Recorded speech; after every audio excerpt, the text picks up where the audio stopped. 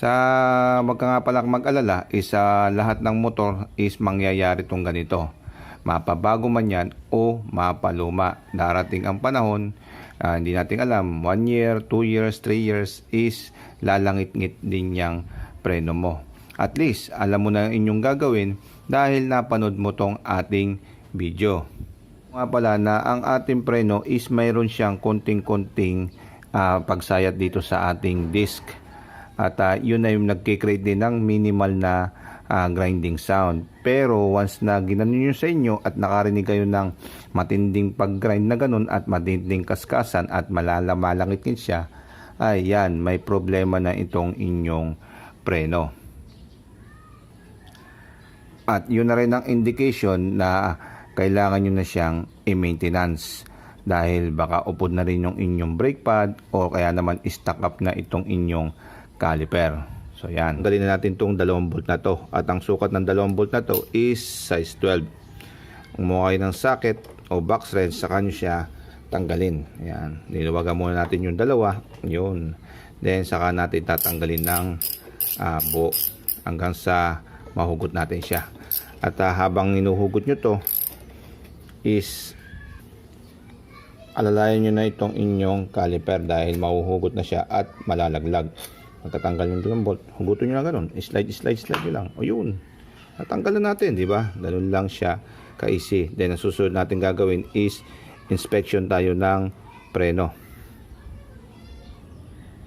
Yan, i-inspection natin yung ating preno at yung brake pad natin is makapal pa. Kasi kung makikita mo yung kanyang wear indicator is hindi pa siya sumasayad at meron pa siyang mga slot. At ang sinasabi ko nga pala na moving parts dito is dalawa. Itong unang-una itong brake pad nyo at pangalawa itong pinaka bracket nyo. Itong brake pad nyo makikita nyo meron siyang parang dito pin. Yung pin na yan yung nagpapa move dito sa inyong brake pad. Kung makikita nyo, gumagalaw siya. Dahil habang kumakapit siya roon, ito ngayon yung pinaka piston niya, itutulak niya ganun. Kaya ngayon yan ay gagalaw, makikita nyo yun. Kaya kapag yan ay marumi, yung movement niya, hindi agad-agad nakakabalik itong pinaka brake pad nyo. Kaya yan yung magpapalangit-ngit dahil nakasayad pa ng konti itong brake pad nyo dito sa pinaka disc nyo. Kaya napaka-importante na ito ay malinis at madulas. Kasi nga sabi ko, ayan gumagalaw siya. Dumudulas na ganun yan pag tumulak na itong piston nyo. Then ang susunod na sinasabi ko pang moving parts ay itong pinaka bracket nya. Itong pinaka bracket nyo naman to, makikita nyo gumagalaw yan. Ayun. Bakit? Yan naman kasi yung nag-a-adjust para sa movement na ganun. Kasi gumaganon yun. Gumaganon yung inyong preno na to, itong caliper nyo. Ayun. So pag ito hindi maganda yung pagkakagrasa or pagkakapadulas nyo lubricant is hindi siya gagalaw, stuck up siya. At the same time is maapektuhan niya itong kapit ng brake pad nyo at ganun siya, nakakiskis pa rin dito sa disc nyo. Kaya napaka-importante ng dalawang movement na yan at dapat is na may maintenance, nagagrasahan para maganda yung kanyang performance. And then ang sunod natin gawin is kumuha tayo ng 8 para mahugot na natin tong pinaka-pin, malinis natin at malagyan natin man lang ng pampadulas, either grasa or konting lang siguro, at makinis natin siya mabuti. Yan, ganyan lang size 8 lang sugot niya na. Sukat niya size 8 and then saka nyo siya hugutin na buo, dire-diretso. Yan.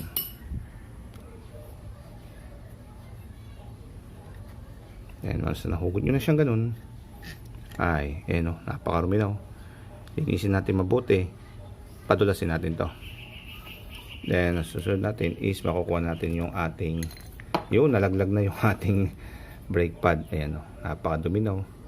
Ito pa yung isa nating brake pad. Then itong bracket na to is natatanggal din yan. Basta hinugot yung buo, ayun tingnan mo may mga grasa yan kasi ito mini-maintenance ko to nilalagyan ko ng grasa yan para maganda yung movement niyan ganun. At ito ngayon ay lilinisin natin ulit at lalagyan natin ng fresh na grasa para maganda yung kanyang movement. And then nakikita nyo ba itong tanso na to? Ito yung pinaka parang tensioner nitong brake pad nyo Kasi yan yung nakaganon Kaya dapat ito ay malinis din para maganda rin yung kanyang movement. Kaya pwede nyo siyang tanggalin. Yun, di ba? Nang ito ay ating malinis na buo. Ang panglinis lang natin to, very simple lang. Sabon lang at toothbrush. Sandali lang kumuha na muna ako ng sabon at toothbrush. At bago nyo siya nilisin, kunin nyo muna tong inyong dalawang brake pad at kumuha kayo ng liha. At saka nyo siya lihahin ng ganon. Hanggang sa matanggal yung pinaka-dumi niya dito sa pinaka-ibabaw. Dahil yan ding dumi na yan, ang isang cause din kung bakit lumalangit-ngit itong ating preno. Kunti lang kunti lang. Once na nakakita lang kayo ng kunting pulbos at kinakaskas-kaskas yung ganun, nakita nyo na yung original na preno nyo talaga at tanggalan dumi. So yun, okay na yun. It's time na clean nyo na itong dalawa din na ito. Isama nyo na sa linisan. Ang susunod natin gagawin dito is ilagay na lang natin lahat ng ating parts dito. Yan. Yan. At saka natin siya ngayon isin. Linisin ng ating toothbrush. Lahat yan. Lahat. Then, kumuha na rin kayo ng patungan at isama nyo na rin itong inyong caliper. Di ba? Ganda Dapat yan. Malinis na malinis para fresh na fresh lagi inyong preno. So yan, habang nililinis nyo nga pala, ni-scuba nyo, is ang pagpupukusan nga pala natin ng paglilinis lalo ay itong mga makikintab na parts ito, tulad dito. Kasi dito gumagalaw ito yung mga moving Dito naman sa either side, ito. Ang ginagamit ko dito, minsan steel wool, yan, pinakikintab ko. Either gumamit kayo ng liha, pero wag naman kaliha-lihahin. Yung importante lang ba is mapakinis mo lang siya, yung mapatanggal mo yung mga dumi niya, yung mapa-smooth mo siya.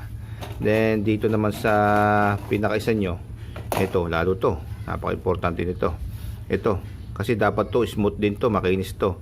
Kasi gumagalaw na ganyan to Ito yung sabi ko nga sa inyo kanina, ito. Move yan, nagmo-move na ganun Kaya dapat ito ay makinis din. So ginagawa ko diyan is steel wool. Yan, iniinis ko mabuti yan. Tapos mamaya pwede natin pa siyang lihahin. Pakintabi natin to ng mabuti. Yan diba? So yan, malinis na yung ating caliper. At ang susunod natin gagawin dito is lilinisin naman natin tong loob at tatanggalin natin yung lumang grasa sa pamamagitan lang ng pagsundot sa kanya ng basahan sa nakasaksak sa screwdriver. Ganun na lang ganun. Hanggang sa maubos natin lahat ng laman nitong grasa. Then yan, okay na yan. Sa mga tropa natin dyan na accidentally na press yung kanilang preno at makikita mo lumabas na tong pinaka piston nya. Ayan Ayan, huwag kayong matakot at pwede nyo pang ibalik yan at sa pamagitan lang ng pagdiin ulit niya sa kanya.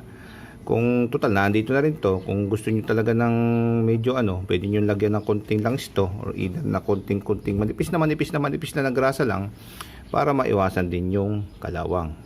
So ayan pagkatapos nyo lagyan ng konting grasa, manipis lang. At saka nyo siya ngayon i-press lang itong pabalik. Tignan nyo babalik ulit yan. Okay tigas-tigasan nyo lang yung daliri at wala, presto, tapos wala na, nasa loob na ulit siya.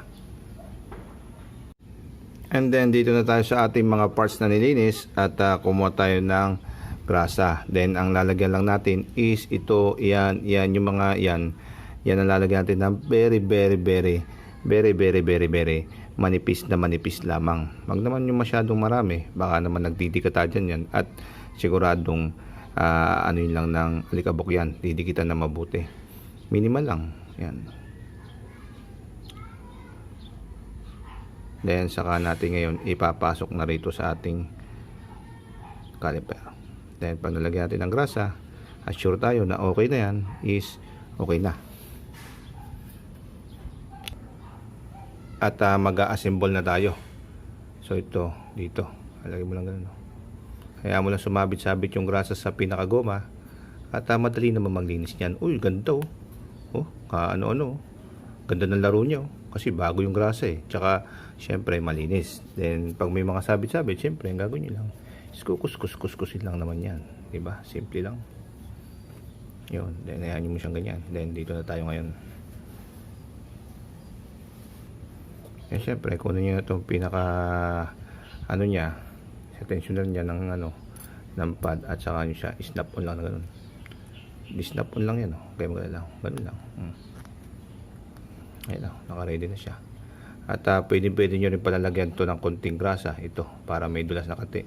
Manipis lang Yan lagyan natin siya ng konting grasa para maganda yung pagkakadulas ng Pero sa totoo lang, tanso na yan Maganda na rin yung dulas yan Kaya lang ako, nilalagyan ko lang, for sure lang. So kanya-kanya lang naman yan Kanya-kanya lang siya ng diskarte dito sa pag-maintenance ng ating preno. Ayan, konti lang. Tapos doon sa kabila, doon dulas din yan very small amount lang. Very small amount. Ganda. Then wag nyo kakalimutan, pwede nyo rin lagyan to para hindi agad siya masira or mabilis siyang maupod kasi may siyang kanting dulas kasi gumakaskas din yung dyan yung brake pad nyo. Ayan, okay lang, kunti lang. At sigurado naman didikitan din ng alikabok yan Kaya, pero wag ka dikitan man siya ng alikabok, may padulas siya, hindi agad siya mauupod at masisira.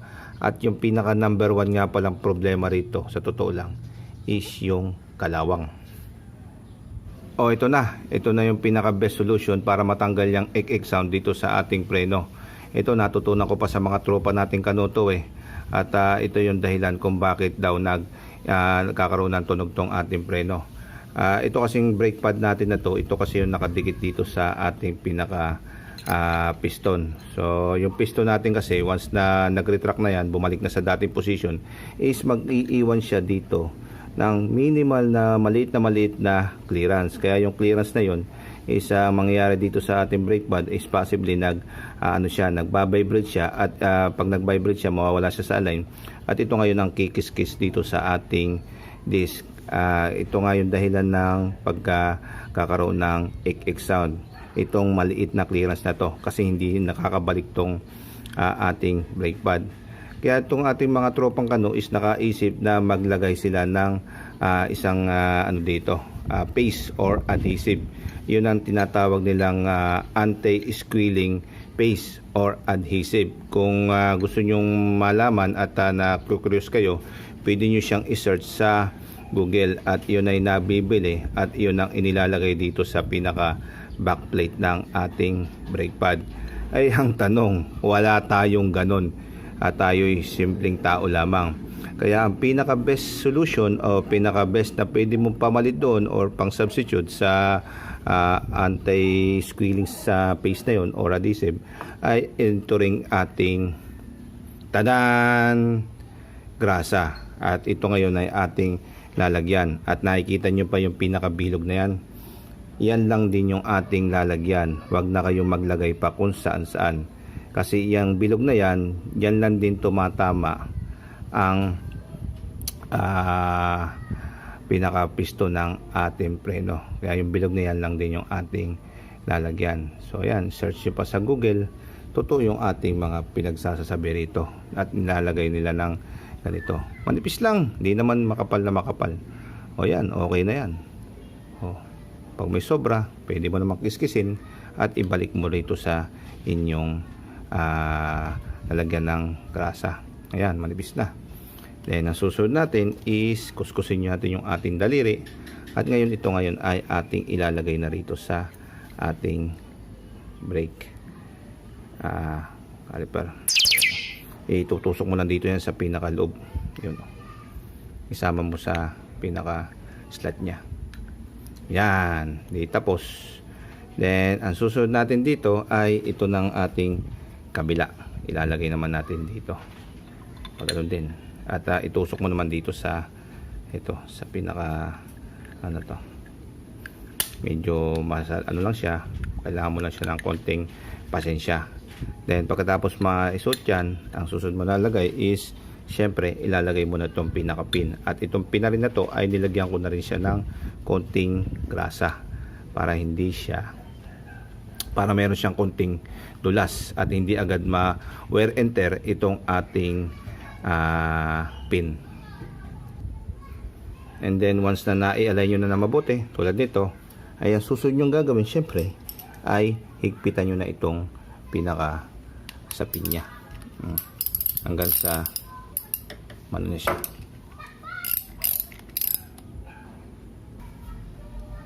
And then, syempre, pagkatapos nating assemblein at ang susunod natin ay ikakabit na natin siya sa ating preno. Then, ayan yung unang bolt. Kapain mo lang yung ano niya. Then, syempre, yung second bolt, kakapain mo lang din. At dapat match sa butas. Then once na ilagay nyo na, syempre ang susunod natin is saka na natin siya ngayon ay ating hihigpitan. Yan.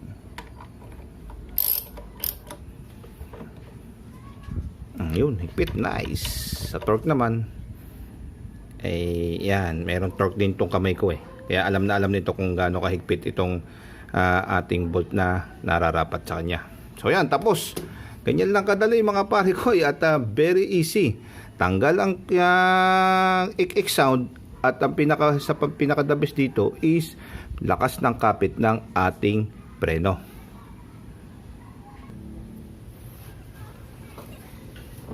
Kapit na kapit. Nice, 'di ba?